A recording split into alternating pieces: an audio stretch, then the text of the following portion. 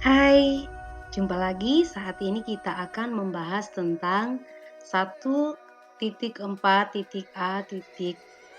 demonstrasi kontekstual dalam modul 1.4 tentang budaya positif, di mana kita akan melihat tentang penerapan segitiga restitusi. Ya, adapun profil dari kami, Ibu Hamriani, SPD, MAP sebagai fasilitator, Ibu Nova Mudiaga, SI Pustakaan sebagai pengajar praktik, dan saya sendiri sebagai calon guru penggerak angkatan 7, Selvianti Saribunga, Sarjana Teologi Master Pendidikan. Adapun dari segitiga restitusi ini, kita akan melihat dari setiap sisi-sisi dari segitiga restitusi dan sehingga bisa nanti diterapkan di dalam proses pembelajaran yang kita lalui secara khusus ketika anak-anak kita menghadapi sebuah masalah. Penjelasan segitiga restitusi yang pertama, sisi pertama itu adalah menstabilkan identitas.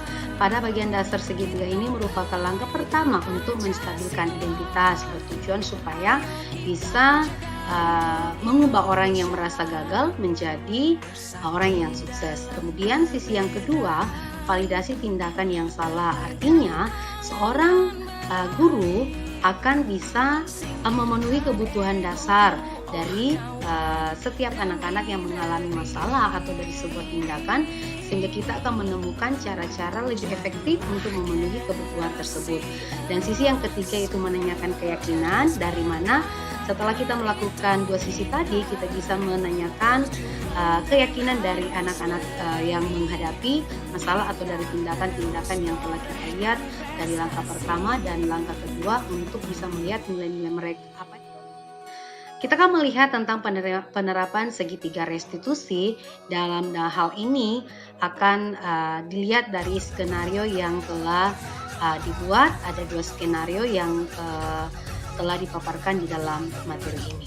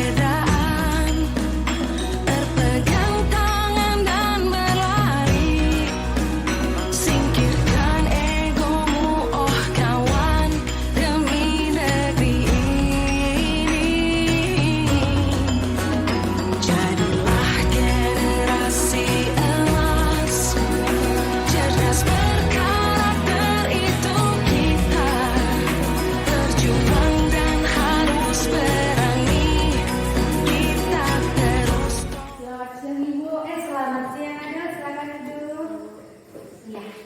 Anak bisa tahu sampai Bu panggil Adelia? Ya Ibu, saya minta maaf karena tertidur di dalam kelas. Menurut Ade, tidur di kelas benar atau tidak? Ya jelas tidak benar Ibu, karena saya tidur pada saat jam pembelajaran berlangsung. Oke, tadi Ibu lihat Adel kayak lelah dan mengantuk sekali. Apa kamu tidur terlalu larut tadinya? Iya Ibu. Tentunya Adel punya alasan dong kenapa tidur terlalu larut sampai tertidur dalam kelas.